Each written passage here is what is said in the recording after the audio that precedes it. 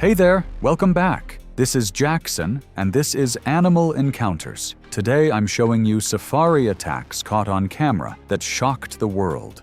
From a leopard's explosive ambush in central India to a hippo's devastating assault on the Zambezi, where the wild can turn deadly in seconds. Let's start in Kenya, where one tourist's decision to step outside his safari vehicle put him in the path of a concealed pride.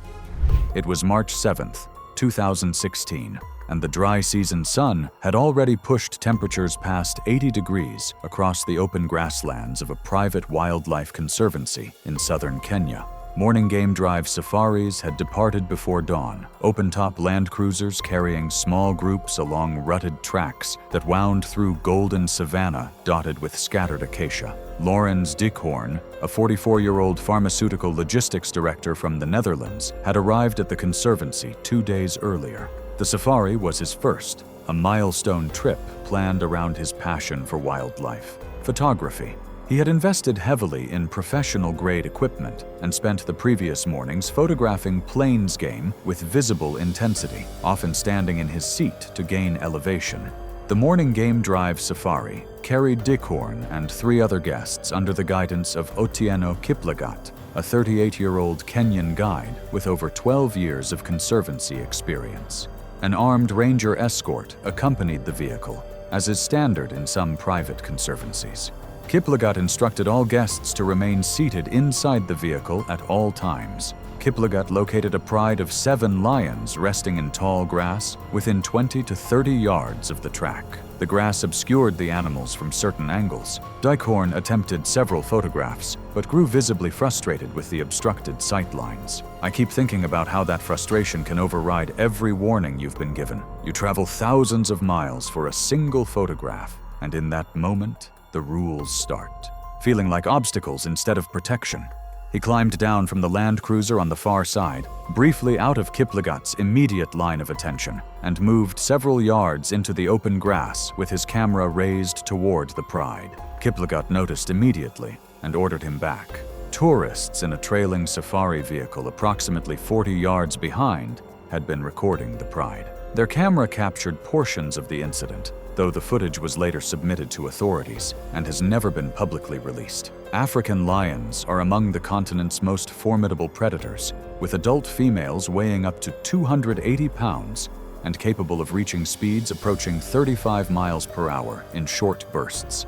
Lionesses are the primary hunters within a pride, relying on coordinated ambush tactics that exploit tall grass to close distance before prey can react. A lion's killing method relies on a suffocating clamp over the nose and mouth or compression of the major blood vessels in the neck, which can render prey unconscious within minutes. The lioness had been concealed in the grass less than 15 yards from where Dickhorn stood. The charge erupted without warning, covering the distance in barely 2 seconds. The impact struck him from the side and drove him to the ground. His camera tumbled through the grass. A brief struggle followed as the lioness repositioned, attempting to secure a killing hold. The ranger fired, but the attack had already reached a critical stage. 2 seconds. That's the window between standing upright with a camera and being on the ground with no way out. That number is the one that stays with me. Dickhorn was unresponsive at the scene, and later confirmed dead by responding medical personnel. The investigation determined he had exited the vehicle in direct violation of conservancy rules. Kiplagat and the conservancy were cleared of liability. This story isn't really about a lion attack. It's about what happens when confidence replaces caution in a place where the margin for error is measured in heartbeats. One step outside the vehicle was all it took. A concealed lioness closed the gap in 2 seconds, and a morning game drive safari became a death scene. But up next, we head to Zambia, where the danger wasn't hiding in the grass. It was waiting just beneath the water. It was September 19th, 2014, and the late dry season had reduced the waterways of Zambia's South Luangwa Valley to sluggish brown channels flanked by exposed sand and cracked mud. The receding water had concentrated wildlife along the remaining river. A small, independently operated walking safari camp ran multi-day guided treks along the river system. Séverine Latrouche, a 39-year-old French freelance wildlife photographer based in Lyon, had arrived at the camp as part of a 7-day walking safari expedition. She had traveled extensively across East and Southern Africa and carried a professional reputation for pursuing close-range shots. Camp staff would later note she had questioned the group's pace on the first day, preferring to move independently. I find it interesting how experience can sometimes work against you. When you've been close to dangerous animals before and walked away fine, it rewires your sense of what's risky. You start trusting yourself more than the rules. The group of 6 guests was led by Chimwemwe Nkoma, a 42-year-old Zambian guide armed with a heavy-caliber rifle and carrying over 15 years of river experience on foot. He emphasized before each walk that guests must remain within visual contact of the guides and that approaching the river's edge was strictly prohibited. On the 3rd morning, the group paused on an elevated bank overlooking a river bend. A large colony of carmine bee-eaters had established nesting burrows in the exposed bank below. Latrouche moved away while the guides were occupied, descending toward the colony with her camera. She approached within a few feet of the water's edge. A tourist filming the colony from the group's rest position captured the initial seconds. Though the footage becomes unstable as the situation unfolds, the attack itself is partially obscured. Nile crocodiles are among the deadliest reptiles on Earth, responsible for more human fatalities than any other large predator in Africa. Mature males commonly exceed 15 feet and weigh over 1,500 pounds. Their attack relies on explosive acceleration from concealment, powerful jaws clamping onto a victim before dragging them into deeper water to drown.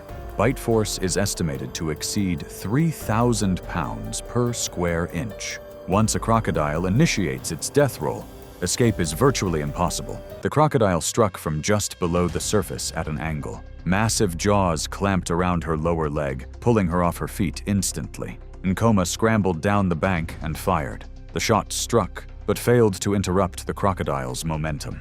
Latrouche was pulled toward deeper water within seconds. Violent churning was visible at the surface as the crocodile initiated a death roll. The disturbance moved toward the center of the channel before the water settled to stillness. What gets me about crocodile attacks is the silence afterward. One moment there's chaos, splashing, screaming, and then the water just goes flat, like nothing happened. That stillness is the part I can't shake.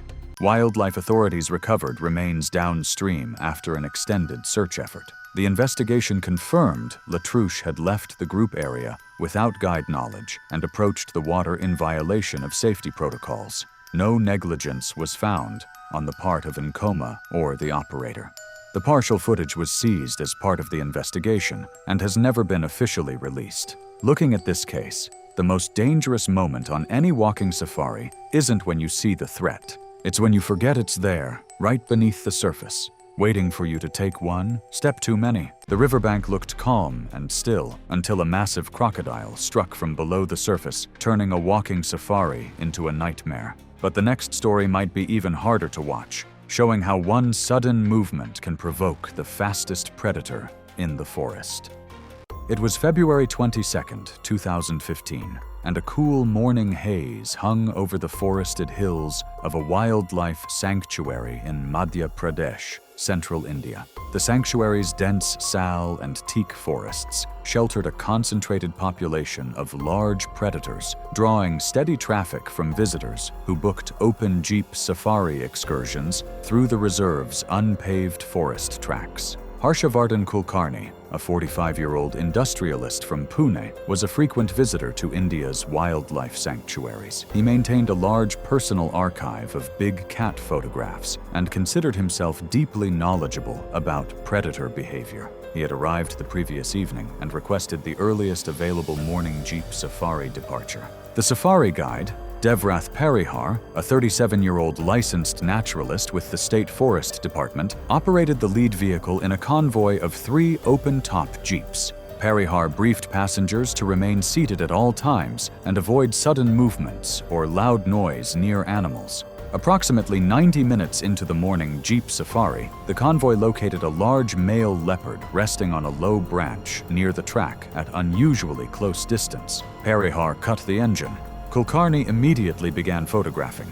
Unsatisfied with the angle, he stood up in the open vehicle and moved toward the front, gaining elevation and closing the apparent distance to the leopard. The sudden upright posture, direct eye contact, and sharp noise he made attempting to get the cat to turn its head created a combination of triggers at dangerously close range. I can't wrap my head around that decision. You're sitting yards from one of the most explosive predators on the planet, and you stand up and shout at it. That's a level of confidence that only works until the one time it doesn't. Tourists in the second Jeep, roughly 15 yards behind, had been filming the leopard. Their camera captured the moments leading up to the attack before the footage becomes chaotic and cuts out. Leopards are among the most powerful predators relative to their body size, with adult males weighing between 130 and 175 pounds. When threatened at close range, a leopard's defensive response is immediate and violent, targeting the head and upper body with claws capable of opening deep lacerations and a bite strong enough to penetrate deeply and cause severe trauma. Leopard attacks on humans are most commonly defensive, triggered by sudden movement or noise, and typically end with rapid disengagement. The reaction was instantaneous. The leopard launched from the branch in a rapid burst of claws and bites, lasting only seconds, striking primarily at Kulkarni's head and upper body. He collapsed backward across the seats as the animal struck. Parihar threw the Jeep into gear and accelerated. The leopard disengaged almost immediately and disappeared into the undergrowth. What strikes me about leopard attacks is how fast they begin and end. A few seconds of absolute chaos. The animal vanishes like it was never there, and then you see the damage it left behind. That speed is what makes them so dangerous. Kulkarni had sustained severe lacerations to his head and neck, including a deep puncture wound that caused significant arterial bleeding. Parihar and the other guests applied pressure with whatever cloth was available, but the bleeding was difficult to control. He lost consciousness during the prolonged evacuation along winding forest roads. Despite efforts to stabilize him, he succumbed to his injuries before reaching the district hospital approximately 90 minutes later. The combination of severe blood loss and delayed access to advanced medical care proved fatal. 90 minutes on a winding forest road, not knowing whether the person in the back seat is going to make it. I think about Parihar behind the wheel during that drive, and it's hard to imagine carrying that weight. The investigation determined he had provoked the attack by standing, making direct eye contact, and producing noise at dangerously close range. Reserve authorities restricted the footage, citing an ongoing safety review. Stills surfaced on Indian news outlets within weeks, though no confirmed complete footage has been publicly released. He didn't make it, and every other guest on that safari followed the rules and walked away without a scratch. One decision separated him from them, and it played out in less than 5 seconds. A leopard exploded from the branches, turning a routine Jeep safari into a scene of devastating violence in seconds. But the next story is a different kind of danger entirely, where the threat wasn't a guest's mistake, but a guide's miscalculation in the shadow of the largest land animal on the continent. It was July 14th, 2017, and the winter sun hung low over the dry thornveld of a private game reserve in South Africa's Limpopo province. The reserve bordered one of the country's largest national parks, sharing unfenced boundaries that allowed elephants and other large animals to move freely. Afternoon game drive safaris departed daily from the lodge in open Land Rovers. Sunel Bezuidenhout, a 51-year-old retired school headmistress from Stellenbosch, had booked the safari holiday through a domestic travel agency. She had arrived 2 days earlier with a small group of friends and had no particular wildlife experience beyond occasional park visits. The afternoon game drive safari was led by Thabiso Ndaba, a 29-year-old guide who had obtained certification 4 years earlier but had limited experience handling high-risk elephant encounters. The vehicle carried 5 guests. What unsettles me about this setup is that most guests on a safari have absolutely no way of knowing whether their guide has 2 years of experience or 20. You place your life in someone else's hands the moment you climb into that vehicle, and you never think to question it. Approximately 2 hours in, Ndaba located a female elephant and a young calf near a waterhole. He maneuvered off the main track, closing the distance to approximately 25 yards, closer than typically recommended for elephants with calves. The female detected the approach immediately, ears flaring wide and head lifting to face the vehicle. A dashboard-mounted camera recorded part of the incident, though much of the critical footage is obscured after the vehicle was overturned. Guests in a second vehicle, roughly 80 yards away, also recorded portions of the encounter. African elephants are the largest land animals on Earth, with adult females weighing between 6,000 and 8,000 pounds. Females with calves are among the most dangerous wildlife encounters on the continent. Elephants communicate agitation through warning signals, including ear flaring, head shaking, and mock charges.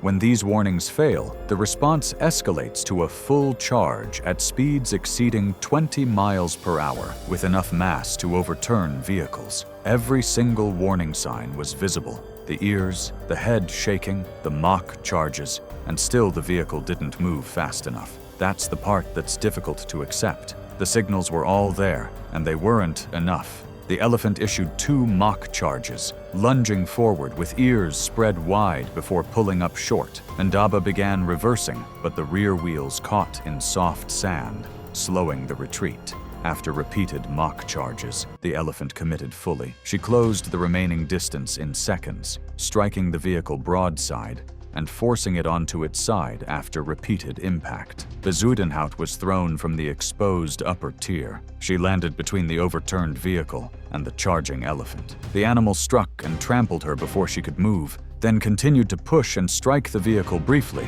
before retreating toward her calf. Bezuidenhout was pronounced dead at the scene from crushing injuries. Ndaba and remaining guests survived with injuries. What makes this one sit so heavy with me is that Bezuidenhout did nothing wrong. She trusted her guide, stayed in her seat, and followed every rule. Sometimes survival depends entirely on decisions someone else makes for you, and that's a terrifying thing to sit with. The investigation found Ndaba had positioned the vehicle well inside safe distance and failed to withdraw at the first signs of agitation. The reserve suspended Ndaba and overhauled training protocols. No action was taken against the elephant.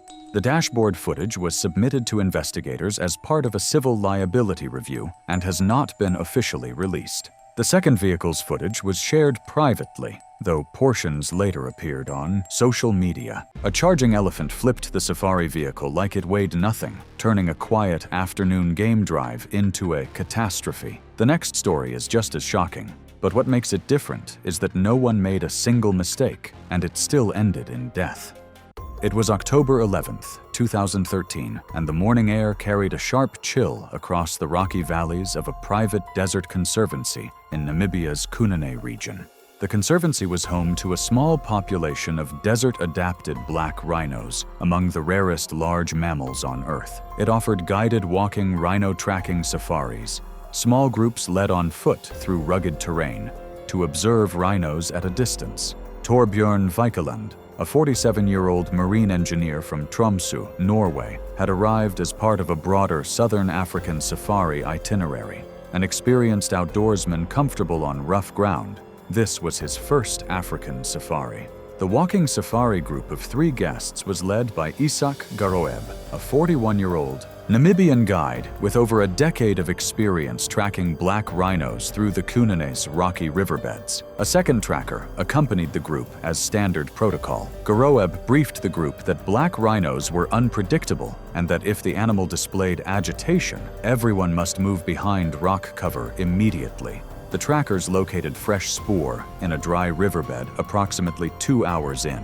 40 minutes later, the group spotted a solitary black rhino at a cautious but acceptable distance of roughly 80 to 100 yards. Garoeb positioned the group behind a cluster of boulders. Another guest had been recording the sighting on a handheld camera from behind the rocks. Only the moments before the charge were captured clearly. Once the rhino turned, the camera was dropped as the guests scrambled for cover. There's something deceptive about those quiet observation moments on a walking safari. Everything feels calm and controlled. The animal is just standing there, and you almost forget that it could close that distance before you finish a single breath. Black rhinos are among the most aggressive large mammals in Africa, weighing between 1,800 and 3,000 pounds and capable of reaching high speeds despite their massive bulk. Their eyesight is poor, but their senses of smell and hearing are acute. Black rhinos charge directly and with commitment,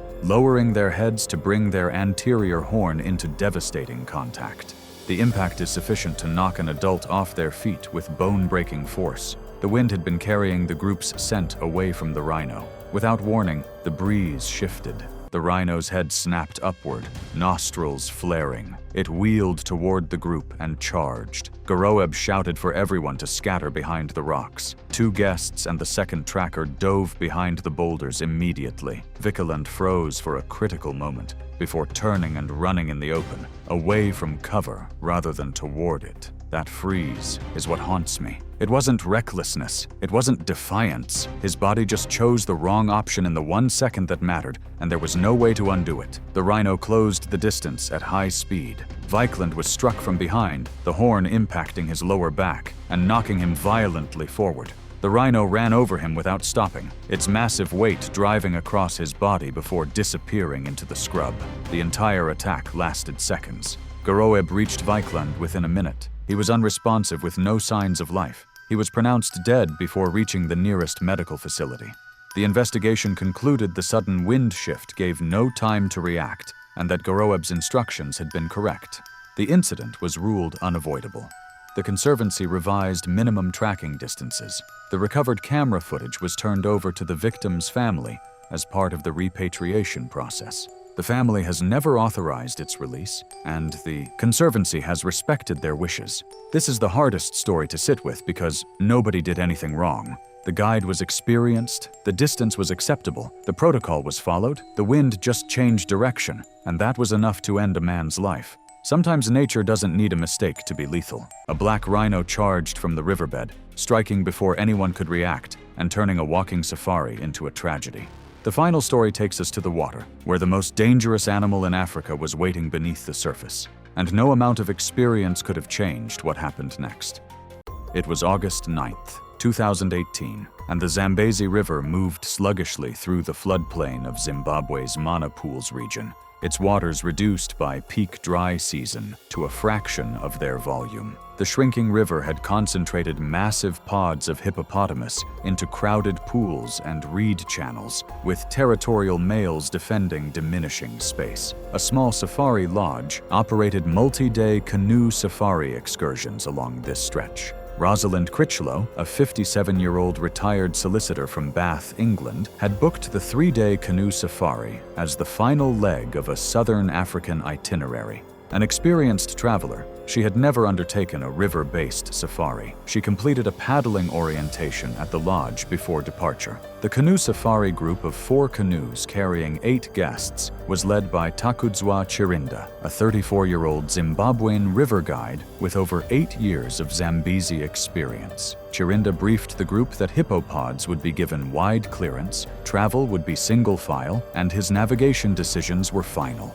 Something about canoe safaris has always made me uneasy. On a game drive, you have a vehicle, an engine, metal around you. On the water, you have a thin shell of fiberglass and a paddle. That's the entire barrier between you and whatever's underneath. The first day passed without incident.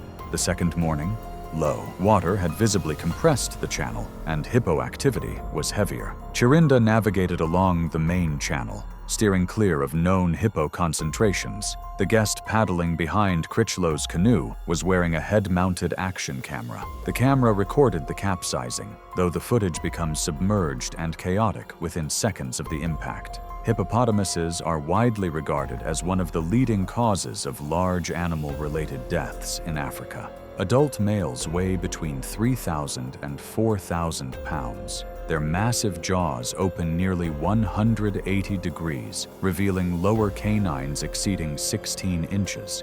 Bite force exceeds 1,800 pounds per square inch. During dry season, shrinking water forces territorial males into closer proximity with rivals, dramatically increasing aggression.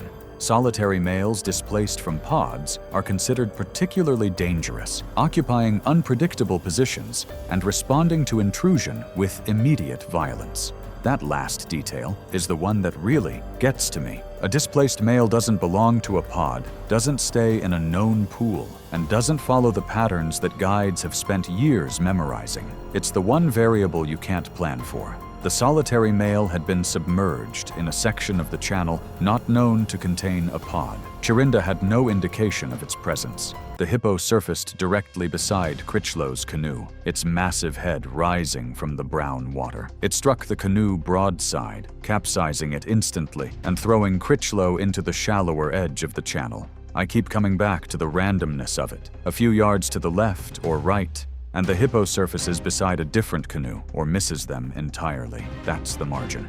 A few yards on a river that stretches for thousands of miles.